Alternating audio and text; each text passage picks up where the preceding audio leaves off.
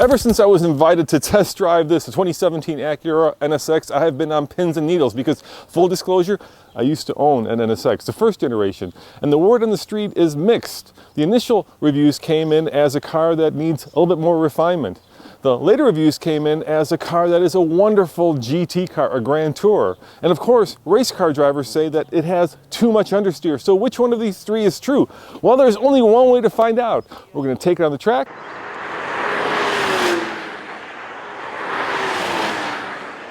We're going to take it on the road for this complete and, I hope, fun, fast lane car first drive review. And that is coming up right now.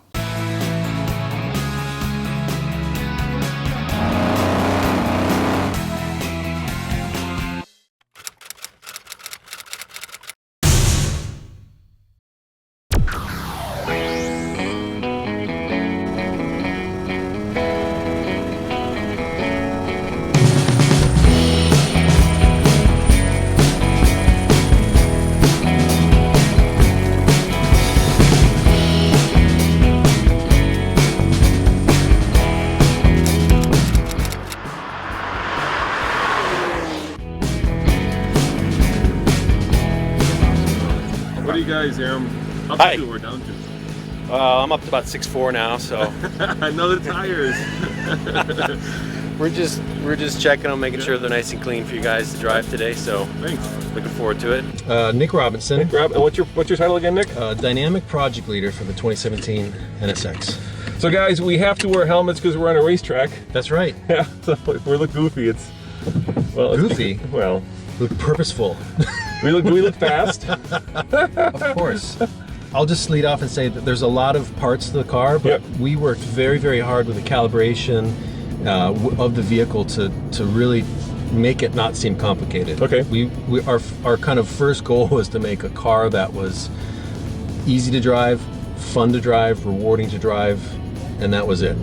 Under the hood, or is it a trunk, or is it both, is a 3.5 liter six-cylinder that's twin turbocharged that puts out about 500 horsepower. Now, of course, it is paired to not one, not two, but three electric motors, two in the front, one in the back, that appropriate power based on a very complicated algorithm. Of course, all that is paired to a 9-speed automatic transmission with paddle shifters.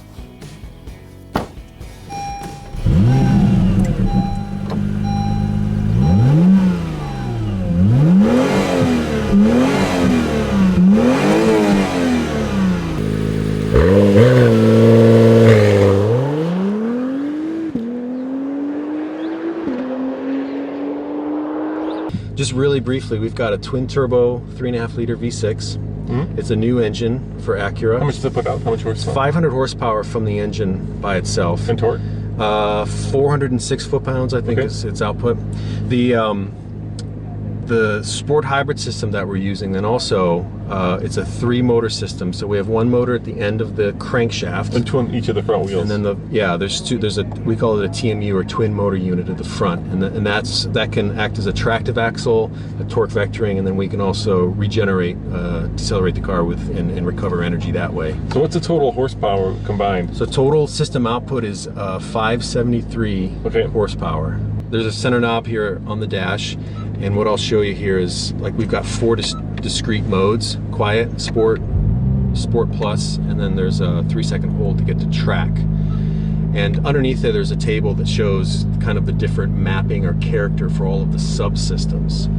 But since we're wearing helmets, we're at Landmark Park, we're in track. Let's use track mode. All right, but I take it that doesn't completely disable the traction control. It's still... It doesn't. The 3-second hold and the lamp illuminated there just denotes that there is reduced yaw control and reduced traction control. So the system is still on. The car is still stable, but we allow the wheels to spin up a bit more at exit. We allow the car to slide a little bit more for the track environment. And I take it if you wanted to, you could completely disable it. I'm not going to do it because I'm not a race car driver. But no, but it's possible. For the driver that would want to do that, we can do that. Acura will say competes against cars like the 911, the new Audi R8, and of course, from a technological standpoint, it competes with cars that are much, much, much above its weight class. I'm talking about the McLaren P1, the Porsche 918, and of course the LaFerrari. It has that much technology built into it. Yeah, I have a a race car driver friend of mine that we do a show, and he takes it around our racetrack. Oh, great. So he always prefers to turn everything off because he likes to have that kind of complete control. I'm the other way, on the other hand. I prefer to have as much aid from the car as possible. So it sounds really good for a 6. Yeah. Are you piping in any kind of engine note into the cabin, or is that all real? We are. We're taking some intake noise and allowing that to come into the cabin, and that's tied into our dynamic switch here. Yes. And so in track mode, we're actually bringing in like another 25 dB of engine sound to help the driver with their helmet on hear the engine. And is that through the radio system, or is that through like No, it's actual sound. Okay. We've got a like separate a cone. a separate pipe system. Style-wise, this car has a lot going on. As you can obviously see, there are a lot of air intakes, both in the front and on the side, to cool the massive brakes, and of course, all that heat that's coming off this big 6-cylinder. Oh, look at that! It flips the shift point. Yep. Yeah, that's a lot of power there. I can feel the immediate and instant torque that you get with the electrical. That's right. Yeah. Motors. Yeah. So, I mean, typically with a larger displacement turbocharged engine, there's turbo lag is typically what people say. But what we're able to do, specifically with that, the rear motor unit, is we can torque film. So when the driver makes a torque request through the accelerator pedal, we can immediately give that torque to the driver. And we've got ceramic brakes on this car, right? That's right. So we've got a lot of stopping power, especially when you get them up to temperature. That's right. I'm not going to comment on whether it's good looking or not. I think I'll leave that up to you because that's very subjective. But I will say that there's a little bit of Angry Birds just in the nose. And you know what? That's not a bad thing. When you see that coming in your rearview mirror, you're kind of like, yeah, I better get out of the way. We spent most of the time working on this car for street driving. So this is a street car. And we do obviously have the track mode, and the car is very quick. It's very responsive and very fun to drive at the track, but it is still a street car. Yeah. That's where the car really, really shines. So, and when you change it from the different modes, I take it you're changing the weight and heft of the steering, you're changing the throttle input. Are you also changing the suspension setup? yeah, we are. So we're using our magnetorheological damper. Yeah. So yeah, we're changing that kind of fundamental mapping for the street modes versus the track mode. Like you said, the steering, the torque vectoring, the four-wheel drive, the throttle response, transmission, sound. I mean, there's a lot of subsystems that are responding to the integrated dynamic system. Yeah, I think that's the craziest thing about new technology. You can really take a car and change its character, right? You always had to have that compromise, but nowadays that compromise is becoming less and less important because the car can change its stripes in a way, right? That's right, yes. I feel a lot of grip. It's really alive, you know? Yeah. And the throttle response is phenomenal. I love that. And it's just so much fun. And I haven't really gotten into the brakes yet. You know, I'd say we're probably, what, 20% of this car's capability at this point. Inside the cabinet, it's all fast and furious. There's a lot of leather without much lace. In fact, there's a lot of Alcantara. The interior is very modern, very elegant, feels very expensive. Everything you touch is real metal, real leather. This is a car that, of course, has supercar aspirations. I have an old Porsche 996.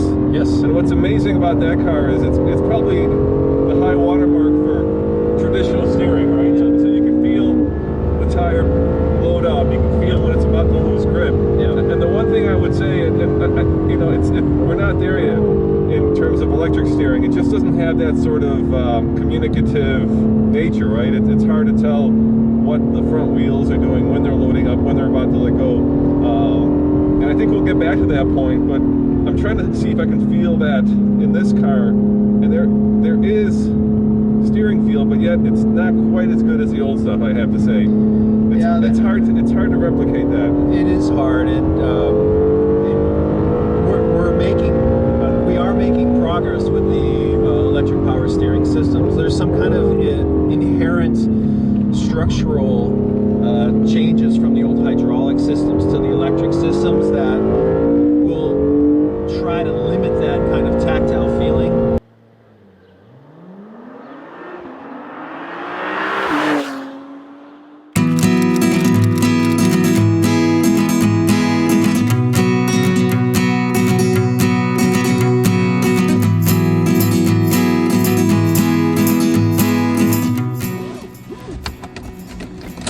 Hey guys, guess what? What year is this? This is the last. This is the last one, right? Yeah. This is the very last first generation NSX.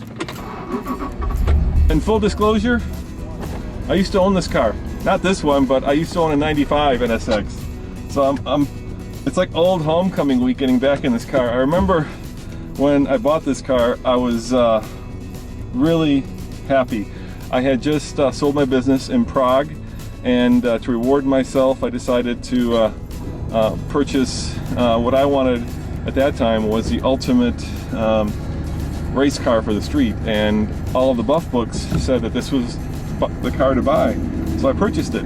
And I held on to it, drove it as an everyday driver because at that time in my life, I decided that all I wanted was one car. So I wanted a car that I could drive every day, and this was that car. I remember how direct and wonderful the steering was. I remember how unique and unusual the VTEC was in this car because back in the day it was still relatively new. Now VTEC is kind of old hat, but back then, you know, having that power come on when the VTEC kicked in was really cool. And I remember the first time I picked it up at the dealership, how just over the moon I was with this. And yeah, this brings back so many memories. I had the Target top as well. And the question is, how does this compare to the new car? First and foremost, you know, as much as modern transmissions are much faster, this just feels so good. It's just so direct and so precise. First to second is just a joy to shift.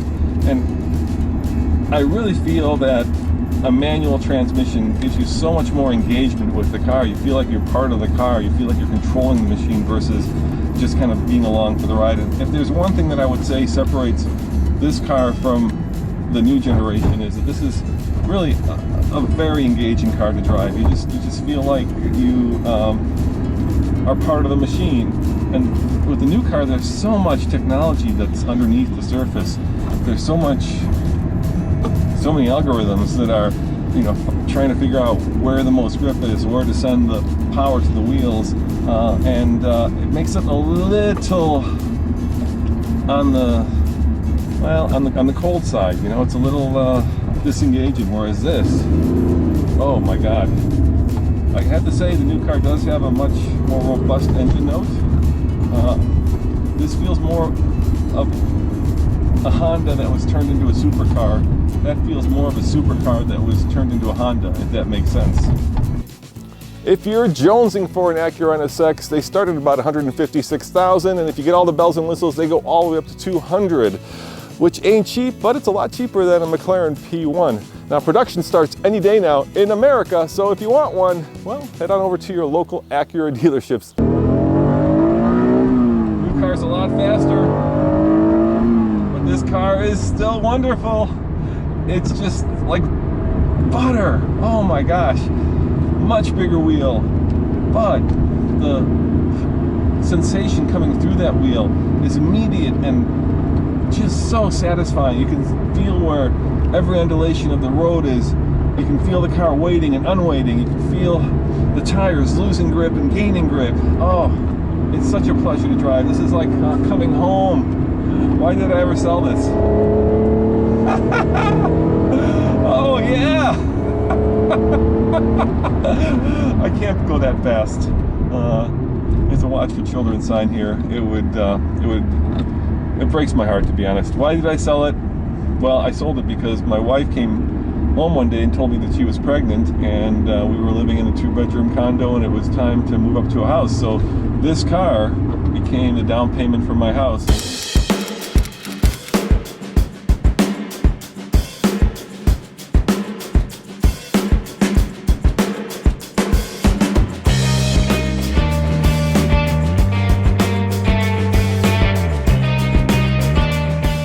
Hey gang, I am in the NSX with my driving partner. Hi. This is Morgan Korn from ABC. Yes. And you're gonna get 2 for the price of 1 driving impressions here.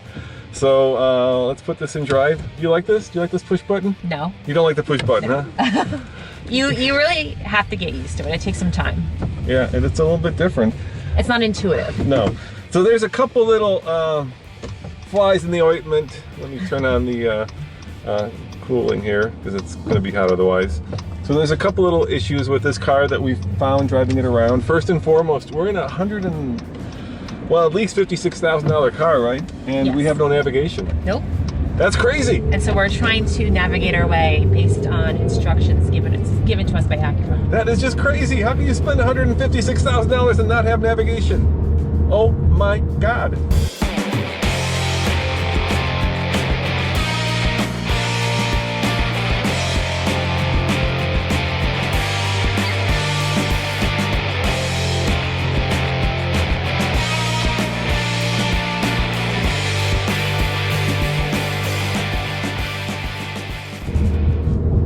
I guess it's all the technology in here that you're paying for.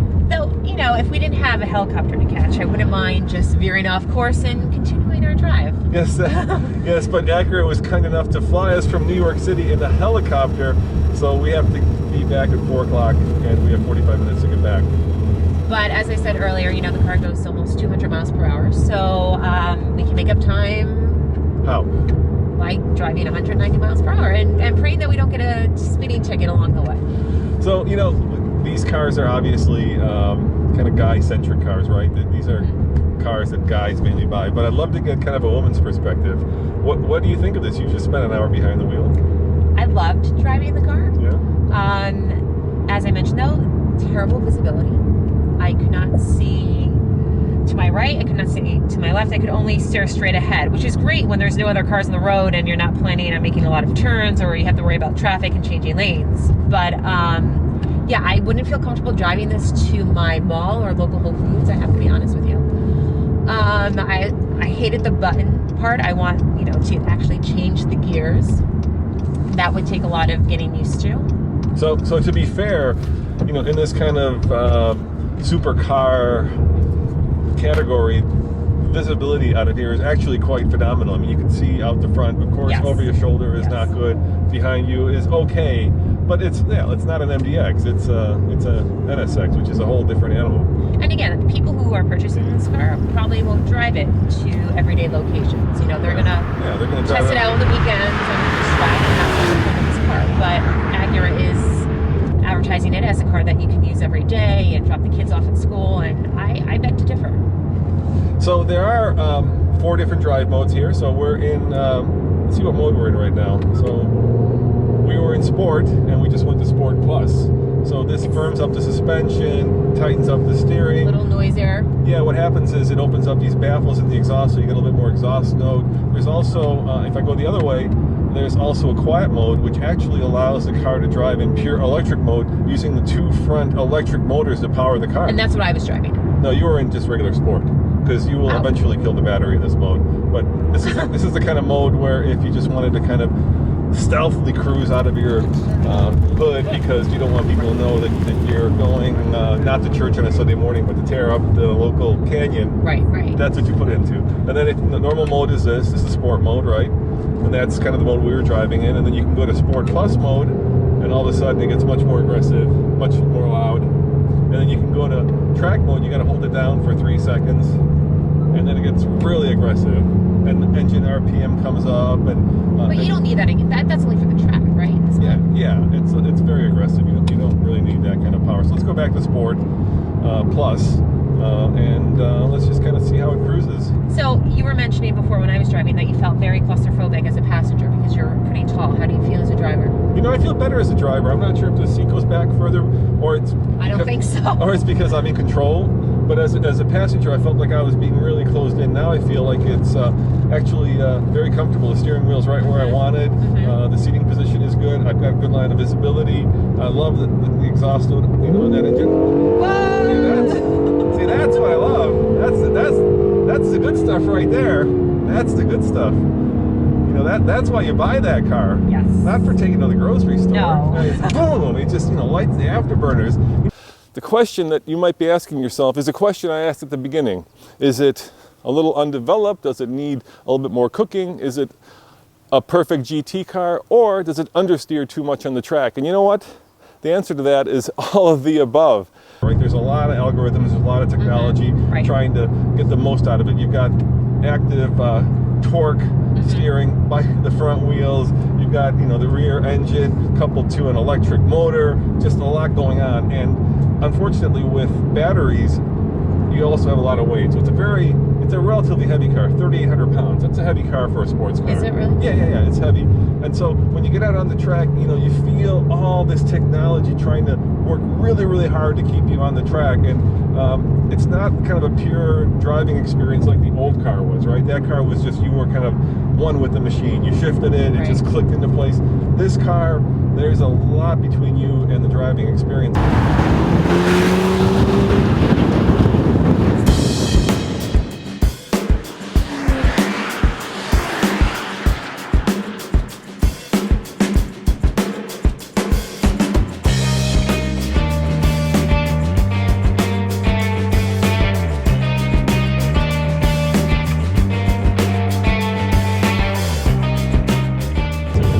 On a track, it's actually you know, the greatest weapon you could have. But out here on the road, where it's more of a GT car, and you can use that power and you can use that all-wheel drive, especially in the rain or in the snow, it's a lot more. It's just a lot more fun.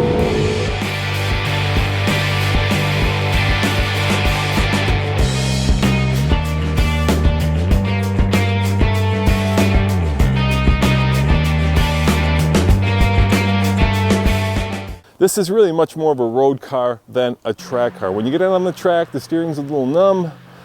The weight of the batteries plus all those electric motors is a little heavy. But when you get in on the open road and the music's playing and the sun is shining and that torque is pushing in the back of the seat, well, it is indeed a glorious feeling. As always, this is Roman saying thanks for watching, and check out tflcar.com for more news, views, and of course, racetrack, road, and supercar reviews. Ciao. Ladies and gentlemen, meet the 2016 Mazda CX-9, and this is Mazda's Moonshot. What do I mean by that? Well, they've taken a car that used to be kind of a family truckster, and in this 6th generation, they've made it much more premium, much more sporty, much more expensive, and for the most part, I think they've succeeded, especially on the interior. It starts at about $32,000, and if you load it up with all the bells and whistles, like, of course, our tester, it goes all the way up to $44,000.